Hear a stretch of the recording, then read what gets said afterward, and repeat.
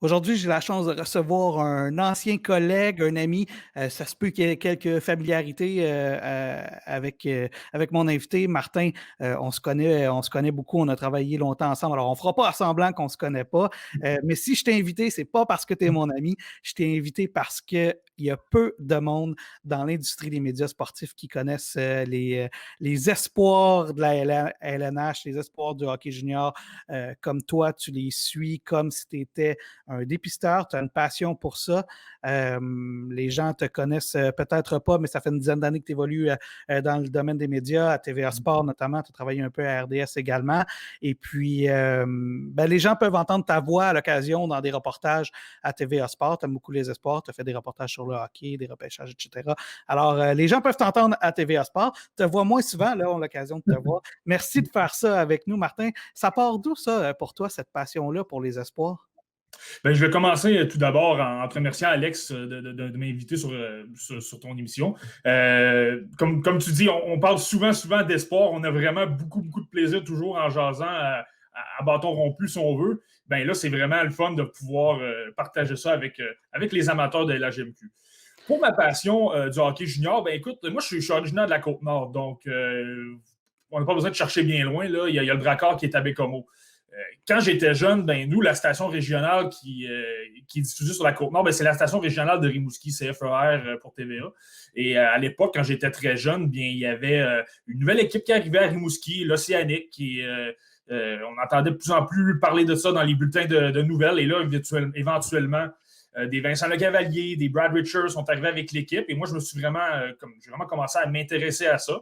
Et par la suite, le Drakkar est arrivé à Bécomo, puis par la suite, le Drakkar a eu un peu de succès là, dans 2002-2003. Je peux te rappeler un petit peu au niveau historique. Là.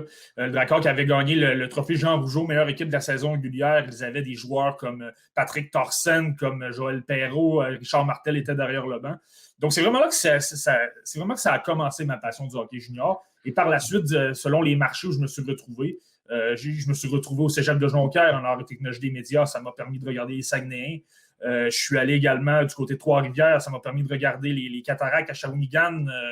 Le Drummondville n'est pas très loin également non plus. Donc, ça m'a permis de voir les Sean Couturier, les André Palat, Jake Allen brièvement en 2010. Donc, c'est vraiment là que j'ai toujours gardé une très grande passion pour le hockey junior là, tout au long de mon cheminement. Ouais, ben en tout cas, t'as un CV pas pire pour parler de hockey junior. Ça c'est certain. Quand tu étais plus jeune, étais-tu un fan du Drakkar comme tel? Tu dis que tu t'es promené dans les marchés aujourd'hui. Écoute, je vais pas te mettre sur le spot, mais as-tu encore une équipe favorite? T'as-tu le Drakkar tatoué sur le cœur, là, un petit gars de la Côte-Nord comme toi? Ben, il faut comprendre la réalité de la Côte-Nord aussi. Là.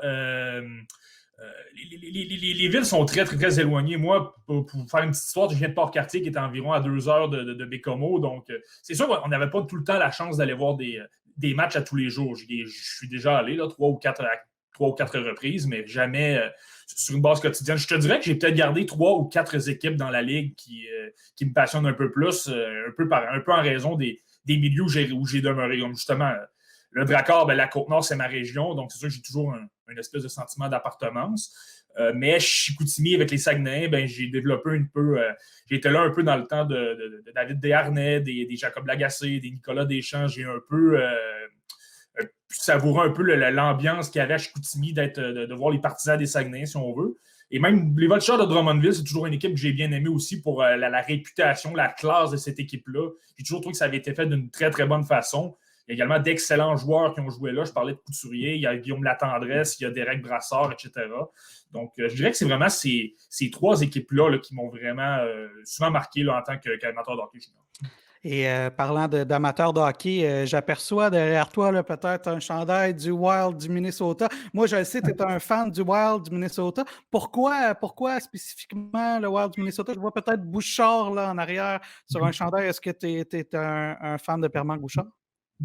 Ouais, ben écoute, une belle petite anecdote.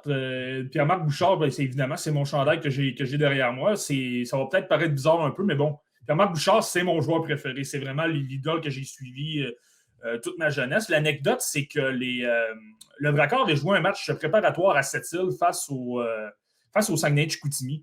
Et à l'époque, Pierre-Marc Bouchard venait d'être repêché par le Wild 8e au total lors du repêchage de la LNH de 2002.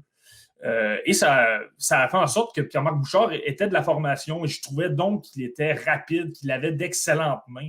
C'était vraiment, vraiment impressionnant à voir sur une patinoire, surtout que pour ceux qui connaissent cette île, l'aréna Conrad-Parent, c'est quand même une aréna qui est assez petite. Donc, pour un joueur rapide, ça semble encore 2 fois plus impressionnant. J'avais vraiment, vraiment aimé ses habiletés. Le hasard a fait en sorte que finalement, Pierre-Marc Bouchard n'a jamais rejoué dans la LHJMQ par après. Il s'est taillé un poste avec le Wild et l'histoire, le reste fait partie de l'histoire. Donc, Pierre-Marc Bouchard ensuite a évolué avec le Wild pendant environ 10 ans. Donc, ça m'a permis vraiment de développer un sentiment de fierté envers le Wild et de commencer à les suivre. Donc, en résumé, petit gars de la Côte-Nord, quand même un attachement particulier au Drakkar dû à la position géographique, mais tu as vécu et connu beaucoup de marchés de hockey junior. Tu tripes encore hockey junior, je le sais pour savoir que tu peux m'écrire un week-end et me dire que tu n'as rien à faire, fait que tu vas écouter un match Allemagne-Slovaquie en 2006 au championnat du monde de hockey junior. Et c'est absolument pas des blagues. Là. Les gens qui peuvent penser que c'est une blague, c'est pas une blague. Il va littéralement aller regarder un match Allemagne-Slovaquie d'année passée pour aller voir des joueurs qu'est-ce qui était junior ou parce que tout simplement parce que c'était un bon match. Alors voilà, c'est pour ça que je t'ai invité, Martin, parce que tu suis ça plus que tout le monde, tu es un passionné plus que tout le monde. Et puis, dans l'industrie des médias, tu es quand même assez reconnu pour ça. Le monde le savent que tu suis beaucoup ça. Alors, on va jaser d'hockey junior, on va jaser d'espoir LHJMQ avec toi. Merci de faire ça pour moi et pour nous, pour la LHJMQ. Je l'apprécie bien gros. Et on va commencer, j'allais t'appeler Marty parce que, comme je dis, ça se peut qu'il y ait des familiarités entre toi et moi. Mais, on va essayer de faire attention. Ouais, écoute, comme je dis, ça fait longtemps qu'on se connaît. Commençons d'abord parce que c'est une année un peu bizarre. Hein? Déjà, l'année dernière a été coupée à peu près du tiers là, pour ce qui est de pouvoir évaluer des joueurs. Cette année, c'est une année encore plus bizarre parce que, bon, il y a des ligues qui ne sont même pas parties encore. La LHJMQ, fait un excellent travail pour tenir du hockey dans un contexte difficile, mais il reste que pour les dépisteurs, ça doit être une année difficile, autant pour les dépisteurs que pour les journalistes. Selon moi, c'est une année qui est extrêmement difficile pour la LHJMQ et tout ça pour plein de facteurs. Ne serait-ce que, premièrement, il y a des Européens qui jouent dans cette ligue-là. Et là la LHJMQ, c'est quand même connu, a eu beaucoup de problèmes à amener ces Européens avec leurs équipes respectives. Je vais donner un exemple présentement. Les Cataractes de Shawinigan viennent de recevoir Lorenzo Canonica, qui est un joueur suisse que vous le connaissez peut-être, qui a évolué au championnat mondial des moins de 20 ans durant la période des fêtes. Lui, c'est compliqué. Et là, il jouait parce qu'il ne pouvait pas s'amener à Shawinigan. Il a évolué dans la Ligue des moins de 20 ans en Suisse, sans dire que ce n'est pas un bon indicateur. C'est quand même une ligue qui est beaucoup moins dominante que la LHJMQ. Donc là, d'être capable d'évoluer un Canonica, c'est peut-être un peu plus difficile. Et là, il y a des Prokopenko à Gatineau, il y a également Brabanec à Charlottetown. Il y a plein de joueurs comme ça que c'est pas nécessairement évident. Par la suite, la situation au Québec d'avoir des zones rouges, et ça fait en sorte qu'il y a des équipes qui n'ont pas pu jouer.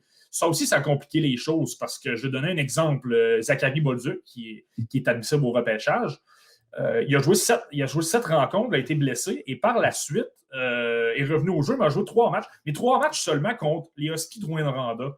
J'ai rien contre les Huskies de Rouyn-Noranda, sauf que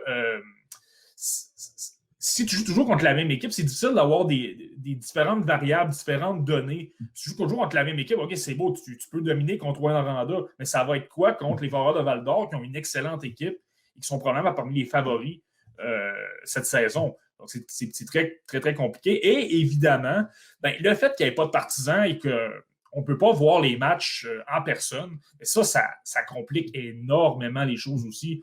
On ne se le cachera pas, il y a des joueurs qui carburent à avoir la foule qui les motive, qui est vraiment derrière eux.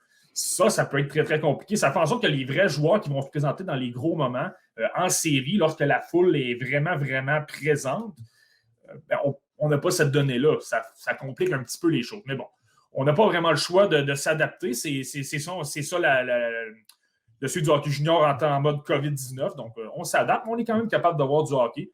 Et ce qui est très, très, très plaisant, c'est de voir que la LHMQ est quand même capable de nous donner du hockey malgré tous les obstacles qu'on a pu avoir. Oui, ben, tu fais bien de le souligner, Martin, parce que, bon, effectivement, la LHMQ réussit quand même à tenir du hockey dans une année difficile. Puis moi, je le dis déjà depuis un bon petit bout de temps, je suis quand même fier de voir le travail de la Ligue qui fait un travail exceptionnel à ce niveau-là. Mais il reste que, bon, là, pour ce qui est de l'évaluation, ça reste quelque chose d'un peu plus difficile. Toi, est-ce que tu penses qu'une année comme ça peut, de façon générale, avantager les joueurs de la LHJMQ qui sont, bon, surexposés par rapport aux autres ligues par défaut parce que, bon, les autres ligues ne jouent pas, ou est-ce que ça peut être un désavantage? Selon toi, est-ce que c'est plus avantageux ou désavantageux pour les joueurs? Ben, c'est certain que c'est un avantage. Comme tu viens de dire, tous les regards sont tournés là. Normalement, les experts au repêchage, par exemple, vont regarder dans les 3 ligues canadiennes, vont regarder en Ontario, vont regarder en l'Ouest. C'est sûr que ton attention est peut-être moins présente sur la LHJMQ, tandis que là, tu es vraiment là-dessus à 100%. C'est certain que ça aide, là, c'est définitivement. OK. Mais de façon générale, là, Martin, est-ce que tu penses que ça va être une bonne année, là? Nonobstant le contexte, bon, c'est difficile à oublier, mais de façon générale, si on se place dans un contexte relativement normal, est-ce que ce serait une bonne année pour la LHJMQ de façon générale pour les espoirs? Ben moi, selon ce que je vois un peu, là, selon les différents espoirs du repêchage 2021, j'ai vraiment l'impression que c'est une très, très bonne année pour la LHJMQ. Peut-être pas pour des espoirs de premier tour. Je pense qu'on va peut-être tourner dans les chiffres des dernières années pour les espoirs qui vont sortir au premier tour. Mais pour exemple, les 2 ou 3 premiers tours, je pense que c'est très, très, très, très prometteur. Et là, Alex, comme lorsque tu m'as invité, je me suis dit, tu m'as commencé à parler un peu des sujets.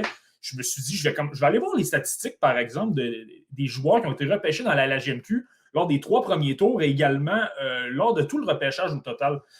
Et là, si je regarde après 3 tours, ça tourne environ en 9-10 depuis les 5 dernières années. Et au total, on a 14, 23, 18, 19 environ au cours des 5 dernières années.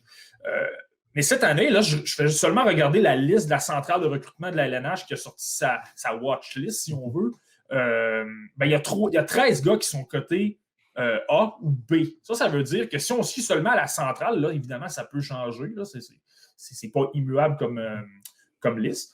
Mais ça voudrait dire qu'il y aurait 13 espoirs seulement qui seraient repêchés dans les 3 premiers tours. C'est énormément de joueurs et là, évidemment, la saison va évoluer et là, l'opinion peut changer positivement par rapport à un joueur, négativement par rapport à une autre.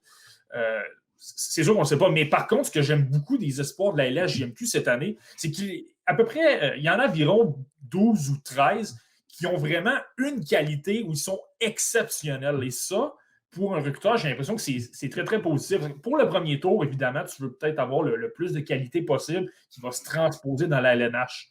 Mais lorsque tu arrives 2 ou 3 ou 4e tour, tu essaies d'avoir une qualité où le joueur est vraiment exceptionnel, par exemple le coup de patin.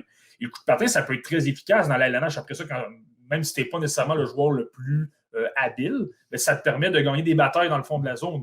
Ça permet de faire de l'échec avant, de gagner des batailles et remettre ça après ça à des joueurs plus talentueux. Je ne veux pas dire ça de manière négative, mais capable de gagner des batailles, les remettre à d'autres joueurs et après ça, créer des chances de marquer et voir des buts. Et capable de se faire un pas sur un 3e ou 4e trio. Et ça, les joueurs de la LHJMQ qui sont capables de remplir des rôles, je trouve, cette année, il y en a plein qui ont de très, très, très beaux potentiels à ce niveau-là.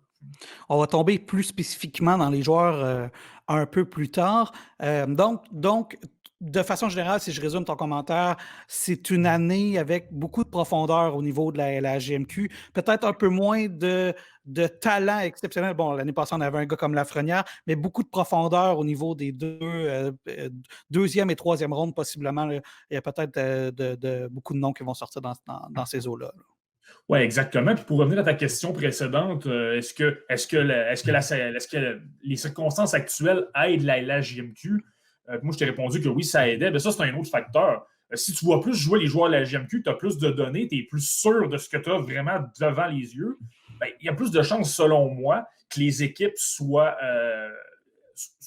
davantage tentées de prendre un joueur de la LGMQ qu'un joueur de la Ligue de juniors de l'Ontario qui n'a même pas joué encore un match compétitif depuis 10 mois. C'est sûr que ça devient beaucoup plus risqué.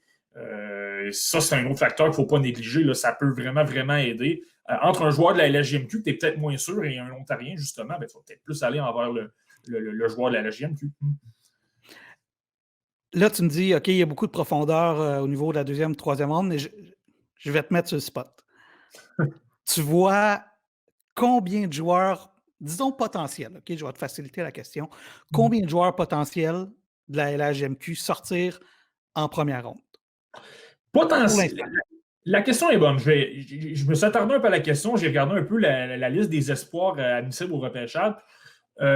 Si j'avais une prédiction à faire, mais là, prédire qui va sortir dans les repêchages, c'est de la sorcellerie. C'est vraiment très difficile et ça se peut très bien que je me trompe. Je me trompe souvent royalement là-dessus. Mais si j'avais une prédiction à dire, je dirais 4. Potentiellement, je dirais 6. Certainement Zachary Lheureux, certainement Xavier Bourgault, certainement Zachary Bolduc. Et je serais prêt à miser un petit 2 sur Joshua Roy. J'aime beaucoup ce joueur-là. On en reviendra plus tard. On y reviendra un peu plus tard, mais je serais capable de miser un peu sur lui. Et par la suite, il ne faut pas écarter des joueurs comme Zachary Dean à Gatineau et également Cole Hawkins du côté du Stade Acadie Batters. Wow! Donc, ça, c'est des gars qui pourraient monter, mais wow! Fait que, donc, toi, tu es très optimiste là, pour l'instant. Bon, évidemment, je t'ai demandé potentiel. Là. Ça ne veut pas dire que dans 2 mois, tu vas me dire exactement la même chose. On comprend tout ça. Tu m'as dit, bon, Zachary Lheureux, c'est le premier nom qui t'est venu en tête.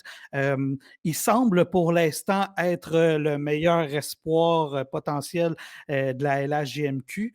Il y a eu une très bonne saison recrue à 16 ans. Il continue de faire de bien faire. C'est un gars qui a beaucoup d'atouts. C'est quoi, toi, ton évaluation d'un gars comme Zachary Lheureux? Ben, tout d'abord, tu as raison. Tu as raison de mentionner. Lorsque tu regardes vraiment les différentes listes des recruteurs ou même de la centrale, le nom de Zachary Lheureux revient souvent parmi les premiers. Et je pense que c'est vraiment justifié. C'est le meilleur espoir de la LGMQ. Moi, ce que j'aime vraiment, et là, on voit la séquence présentement. Regardez ce jeu-là, c'est incroyable. Prend la rondelle dans l'arrière de son filet. Il déjoue 2 joueurs, dont Jérémy Poirier. Et, honnêtement, c'est vraiment un but spectaculaire. Et ce que j'aime là-dessus, c'est que Zachary Lheureux, son principale qualité, il a du chien. C'est un joueur qui se présente à tous les soirs. C'est un joueur qui n'a pas peur d'aller au filet, qui n'a pas peur de déranger l'adversaire. J'avais déjà entendu parler que certains de ses adversaires disaient que Zachary Lheureux était vraiment le joueur le plus détestable de la LHJMQ. Positivement, là, détestable positivement. Là, c'est pas, positivement, exact. C'est qu'il est vraiment dur à jouer contre, mais tu le veux dans ton équipe. Et ça, c'est très, très, très positif. Tu vas être capable de déranger l'adversaire, leur jouer dans la tête. C'est parfait. Mais là, on le voit avec les séquences également. C'est un joueur avec un haut niveau d'habileté individuelle, a d'excellentes mains. Honnêtement, si tu regardes un match, Alex, et il y a au moins 5 ou 6 jeux où tu es vraiment, vraiment impressionné. Il crée des chances de marquer, non seulement parce qu'il déjoue continuellement des joueurs. Et c'est également, j'ai l'impression, ça, c'était quelque chose qui est peut-être... c'est pas tout le monde qui pense la même chose du côté des spécialistes. Mais moi, je trouve qu'il est très, très créatif également. Capable de faire des jeux que personne ne voit nécessairement sur la glace. Je pense que c'est très, très, très positif. Et ça fait en sorte, là, quand je te parle d'un mélange de joueur qui a du chien et qui est créatif, qui a des habiletés, moi, ce que je vois avec Zachary Lheureux, c'est que c'est un joueur qui peut jouer n'importe où dans une formation. Il va peut-être être capable de jouer top 6. S'il n'est pas capable de jouer sur un top 6, il va être capable de jouer au sein d'un 3e ou un 4e trio parce qu'il va être capable de faire des missions, justement, de déranger l'adversaire, de faire de l'échec avant. Vraiment, là, du boulot un peu plus spécialisé au sein d'une équipe de la LNH. Ouais, c'est un gars qui n'a pas froid aux yeux aussi. Là. Il n'a pas peur, lui, d'être devant le filet non plus. C'est un gars qui a des belles habiletés offensives, qui est capable de faire des beaux buts. On l'a vu l'année passée. Il a quand même des bonnes mains. Mais c'est un gars qui puis c'est ça, qui n'a pas peur d'être dans le trafic devant le filet, de prendre des coups de bâton, d'en donner. Alors, c'est peut-être pour toutes ces raisons-là qu'il y a des bonnes chances des bonnes chances. Parce que, on verra, il n'y a jamais rien de sûr, mais en tout cas, j'ai l'impression qu'il va sortir en première ronde, Zachary L'Heureux. Le vois-tu sortir? Et là, je te mets encore sur le spot, puis ça a plus de chances de te faire mal paraître, mais le vois-tu sortir dans le top 10 peut-être? Et peut-être pas de top 10, là, il y a quand même des joueurs qui sont. Je crois qu'il y a des joueurs qui ont peut-être plus d'atouts intéressants pour un recruteur, mais top 20, je pense qu'assurément, c'est un joueur qui va sortir dans le top 20. Maintenant, c'est de voir est-ce qu'il va sortir entre. Si j'avais une prédiction à faire, j'ai l'impression que Zachary L'Heureux va être repêché dans les environs de 13, 14 ou 15. Ce serait un très, très, très beau rang. Un rang où les joueurs vraiment d'élite, tout que tu veux, sur ton premier trio qui va être des vedettes, vont être partis. Mais là, tu tombes dans la catégorie, l'autre catégorie. Zachary L'Heureux, dans ce cas-là, justement parce que Duchesne, c'est un joueur qui est très difficile à affronter. Là, il devient très intéressant. Ça devient peut-être le premier de cette liste-là, là, après justement les premiers de classe. Donc, si Zachary L'Heureux sort autour du 13 ou 14e rang, ce que tu me dis, c'est que ma fin de première ronde de repêchage va être très occupée. Parce qu'on a dit qu'on a potentiellement peut-être 2, 3, peut-être, si on est chanceux, 4 autres joueurs qui pourraient se retrouver en première ronde. Donc, je vais pédaler pour faire des entrevues et travailler sur le repêchage en fin de première ronde. C'est ce que tu dis.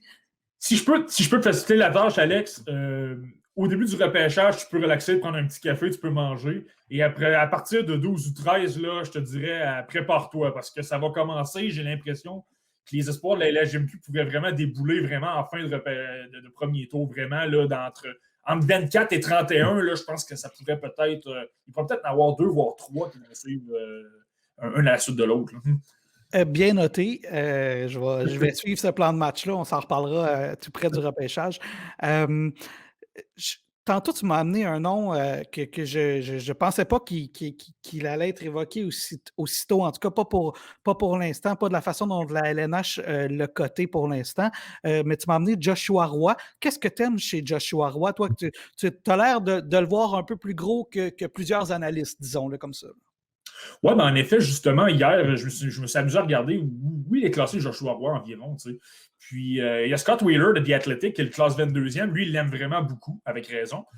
Mais les autres le mettent en dehors du premier tour. Et j'ai l'impression qu'il est peut-être désavantagé parce que son style n'est pas spectaculaire. Mais c'est un joueur qui a toutes les qualités, qui joue vraiment comme un pro. Son jeu se transpose, je trouve, très, très, très, très bien à la LNH. C'est un joueur, qui travaille très, très, très fort. J'ai fait des séquences pour des montages et il est continuellement en train d'arriver derrière l'adversaire, le surprendre, de lever le bâton et reprendre la rondelle pour amorcer une sortie de zone.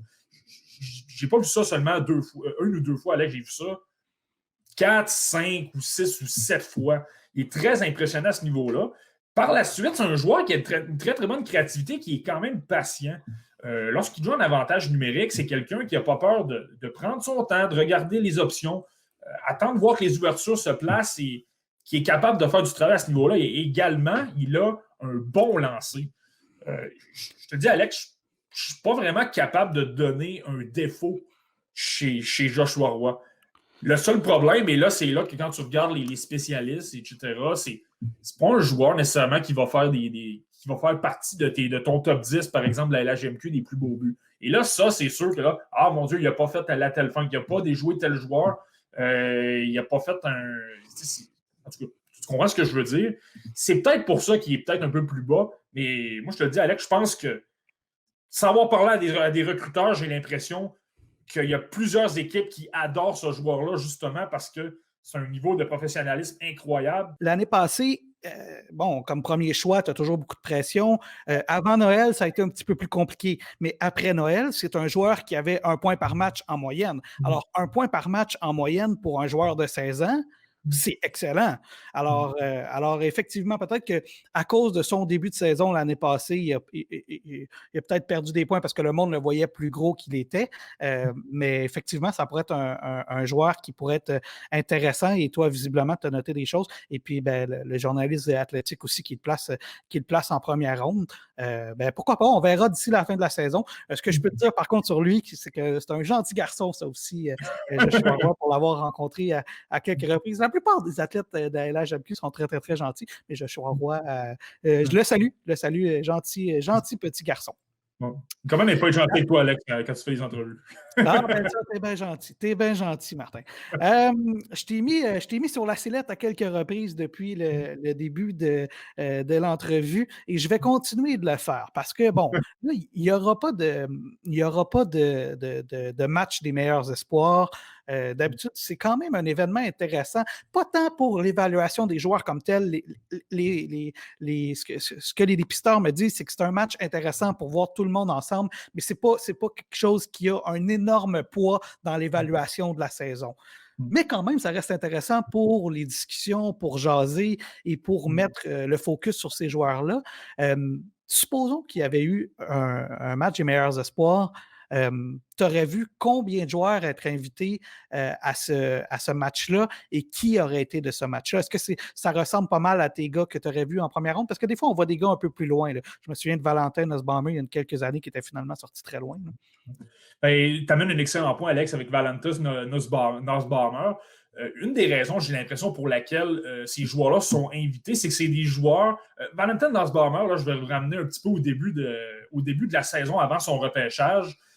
Il était classé très, très haut, souvent parmi les spécialistes et même la centrale, sans vouloir me tromper. Là. Il me semble qu'il était très, très, très haut. Il était peut-être le même classé côté A ou quelque chose comme ça. Ça, c'est des espoirs que les recruteurs disent, OK, on veut le voir vraiment dans un contexte de haut niveau de pression. Un peu comme tu dis, c'est sûr que les recruteurs regardent les espoirs pendant une saison complète à coup de 10 ou 15 matchs dans des situations à l'étranger, à domicile, au Cap-Breton, à Gatineau, à Boisbriand. Tout change.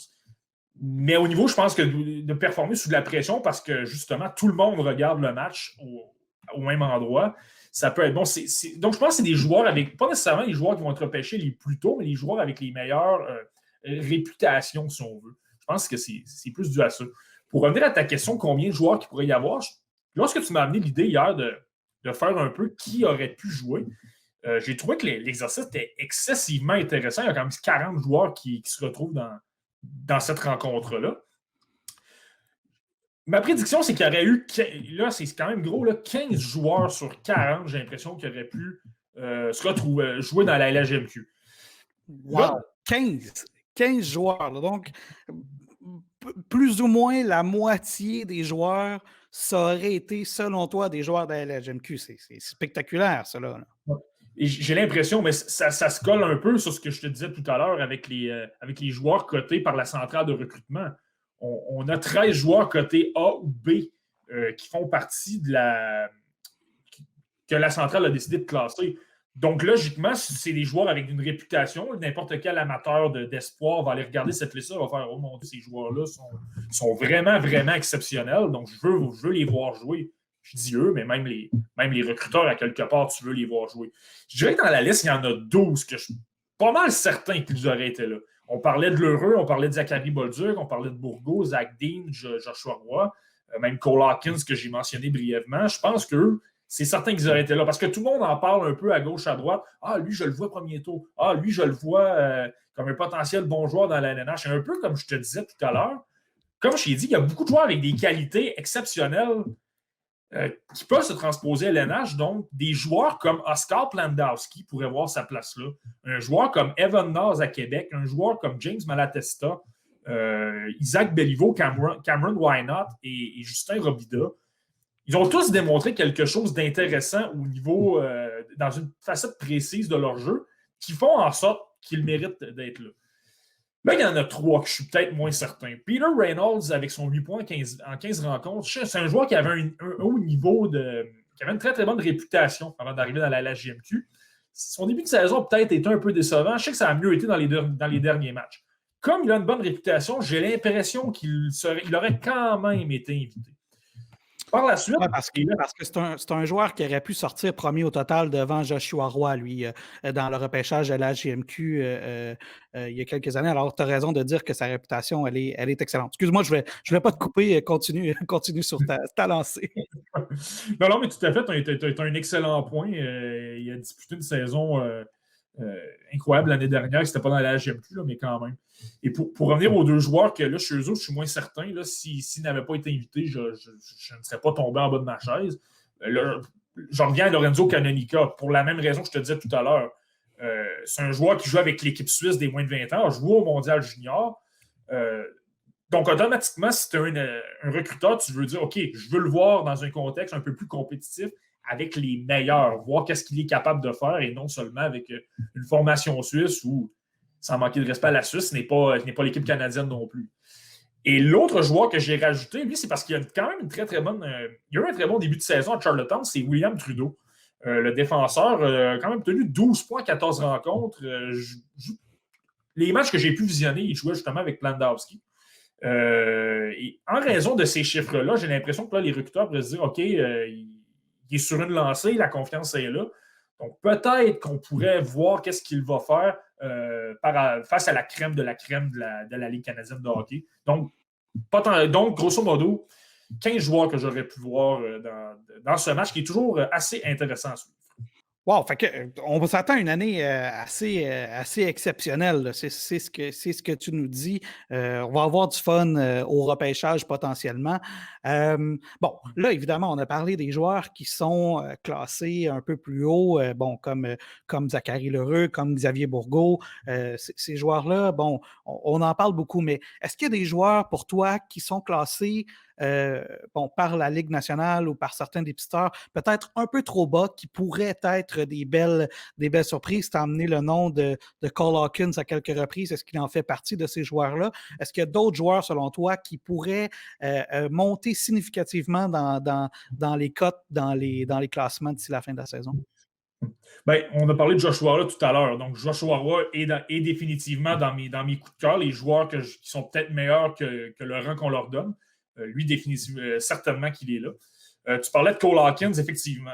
En effet, Cole Hawkins, c'est pas seulement mon coup de cœur pour la LHGMQ, c'est un de mes 2 ou 3 coups de cœur pour tout le repêchage de 2021. J'adore les qualités qu'il peut avoir. Et comme tu mentionnais, c'est pas un joueur qui... C'est un joueur, je trouve, qui est coté plutôt bas par la plupart des gens. Et je regarde j'ai les classements ici, là. Future Consideration le mettait 62e. Scott Wheeler, que je mentionnais tout à l'heure, 55e. Un autre site spécialisé, 71e. Le seul qui l'a bien coté, et j'admire son travail, c'est Sam Cosentino de Sportsnet, le classé 31e. Mais Cole Hawkins, lorsque tu regardes jouer, c'est un gros bonhomme, premièrement. 6 pieds 3 pouces, 200 livres. Nomme-moi beaucoup d'équipes, Alex, qui cracheraient sur des joueurs de 6 pieds 3 pouces et 200 livres, qui, en plus, sont quand même capables de patiner. C'est pas un joueur qui est extrêmement lent. Non, il y a un bon. On l'a vu à quelques reprises là, percer la défensive des équipes de la LHGMQ. C'est pas le joueur le plus explosif, mais il est quand même capable d'une certaine explosion, Cole Hawkins. En effet, puis c'est certain qu'à 17 ans, il y a des joueurs qui vont le devenir physiquement, mais je trouve qu'il ne craint pas le jeu physique. Il y a des mises en échec. J'ai pu voir 2 matchs où il a vraiment appliqué de bonnes mises en échec. Et si tu regardes au fil des années, s'il continue à travailler fort dans le gymnase, continue à appliquer des programmes d'entraînement, étant donné qu'il aime aller dans les coins et sortir de là avec la rondelle, ben, je pense que c'est juste prometteur. Par la suite, au niveau offensif, bon, pas le meilleur marqueur, là, ça c'est certain, mais au niveau de la créativité, il est super, super, super créatif. Il va justement dans les coins et est capable de repérer des coéquipiers d'une superbe manière. Et bon, je disais qu'il n'est pas nécessairement le meilleur marqueur, mais en même temps, autour des filets, j'ai trouvé que sa coordination main-œil était très, très, très bonne. Il y avait une séquence dans le montage que tu as mis il y a environ il y a quelques instants. Fait des vieux lancers, puis d'une manière très, très, très rapide, la rondelle tombe devant le filet, est capable de la repousser très, très, très rapidement. C'est pas tous les joueurs qui ont cette qualité-là. Donc, si tu te transposes au niveau professionnel, la Ligue nationale ou la Ligue américaine, Ben, il y a fort à parier que ce joueur-là, devant le filet, ça va être incroyable parce qu'il est capable de dévier des lancers. Et la fraction de seconde, c'est souvent ce qui fait la différence entre tu marques ou le défenseur se met devant toi et dégage la rondelle ou le gardien fait l'arrêt. Donc, moi, je trouve que c'est très, très, très prometteur à ce niveau-là. Comme je le disais, ben, il a un très, très bon gabarit. Donc, c'est pas un joueur qui va se faire écraser parce qu'il est 5 pieds 9 et il n'est pas capable d'endurer le jeu physique. Oui, et relativement bien fait aussi l'année passée avec une équipe qui avait toutes les misères du monde à gagner. Alors, tu sais, des fois, ça peut être plus compliqué d'avoir des bonnes statistiques dans une équipe un peu moins bien nantie. Bon, cette année, le Titan a une meilleure formation et on verra avec l'évolution de Riley Kidney également, qui est un autre espoir au repêchage, qui est un plus petit joueur avec lequel il joue qui a du talent également. Peut-être que les deux vont pouvoir monter au classement. D'autres surprises pour toi, là, Cole Hawkins, quant à moi, est un excellent choix de joueur qui pourrait monter au classement. D'autres gars, toi, que tu verrais peut-être classer un peu bas selon ton propre classement?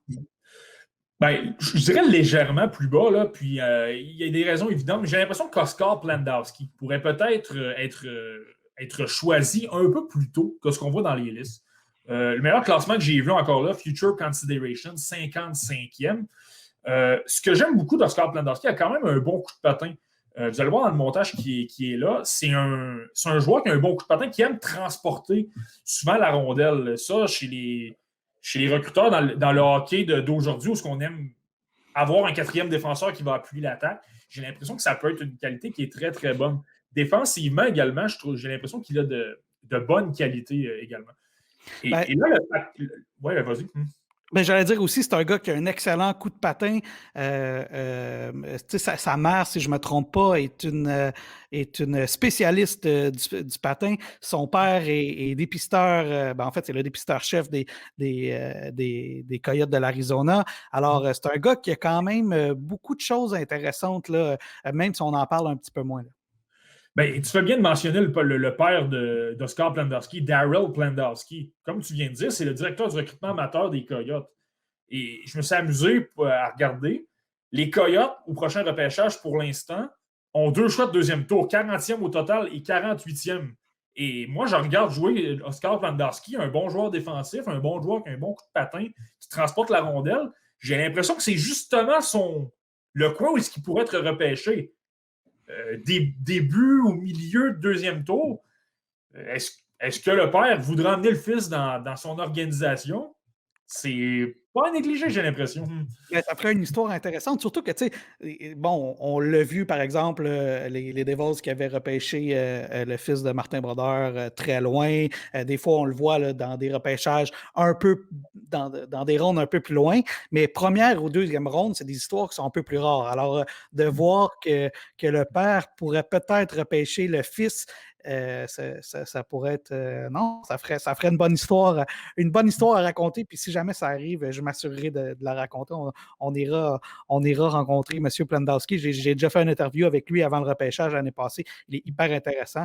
Et puis on pourra faire une histoire sur Oscar. Mm-hmm.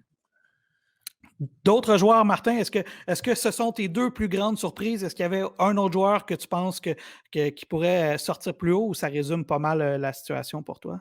Bon, au niveau de la LHMQ, je dirais vraiment que c'est. En ajoutant Joshua Roy, je dirais vraiment que c'est ces trois-là. Cole Hawkins en premier lieu, Oskar Plandowski et ensuite Joshua Roy. Pas qu'ils sont mal cotés, ils sont peut-être cotés un peu plus bas que ce à quoi je m'attendrais là, selon les qualités que j'ai vues. Au-delà des espoirs, Martin, ce sera notre dernier sujet.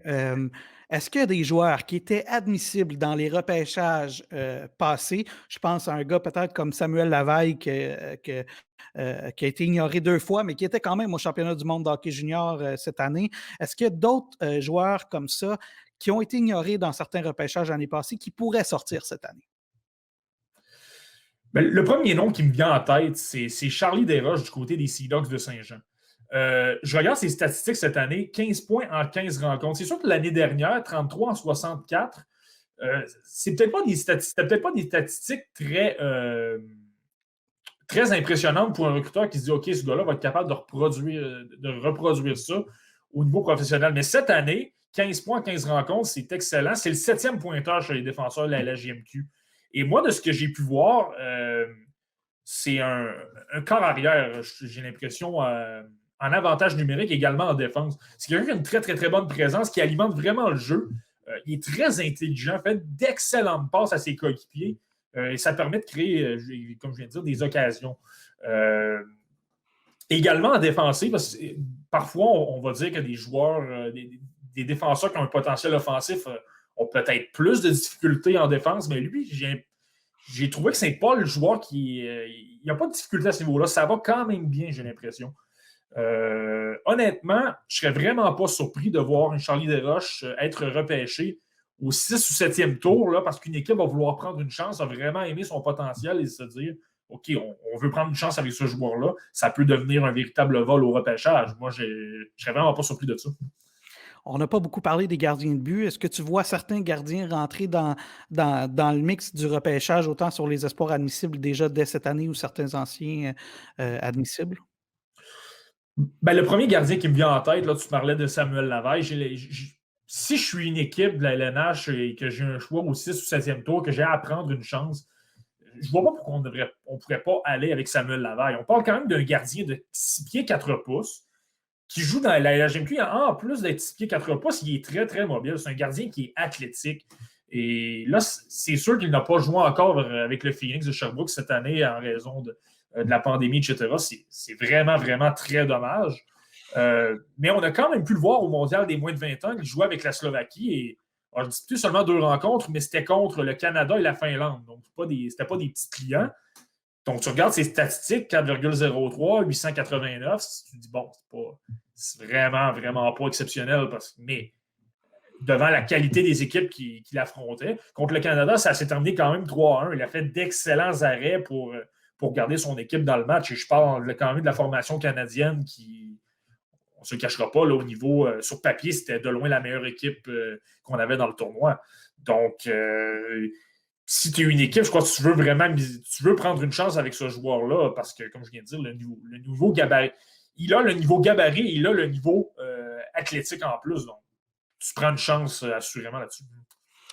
Ben, c'est le gardien de l'année passée dans la LHMQ. C'est lui qui a été nommé gardien de l'année. C'est un joueur dont on me parle en bien de la part du Phoenix de Sherbrooke. L'année passée, les joueurs me disaient des fois, il fait des arrêts, on ne sait même pas comment il a réussi à faire ces arrêts-là.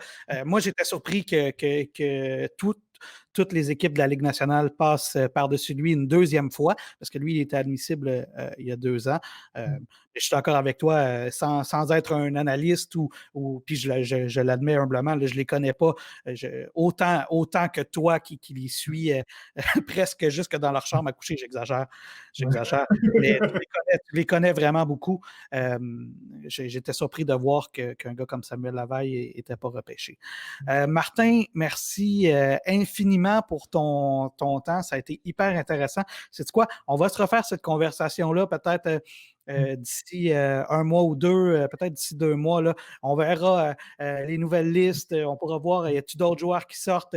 Est-ce que tes prédictions étaient sur la bonne voie? Est-ce qu'il y a des prédictions que tu veux retirer? On se refera ça si jamais ça t'intéresse. Merci infiniment pour ton temps. Continue ton excellent travail à TVA Sport et merci pour ta passion du hockey et particulièrement ta passion du hockey junior. Ben, ça fait plaisir. C'était un honneur d'être avec toi, Alex, cet après-midi. Puis on rejoint Espoir bientôt, à bâton rompu, premièrement. Et deuxièmement, avec vos merveilleux amateurs de la LHMQ qui savourent un excellent produit. C'est une très, très, très belle ligue et on est très heureux de pouvoir regarder ce produit-là. Ben, merci. Puis on a la chance d'avoir des matchs, d'avoir de l'action. Et puis d'ailleurs, on ne s'en plaindra pas. Merci beaucoup, Martin. Au plaisir, mon gars. Merci beaucoup, ça fait plaisir.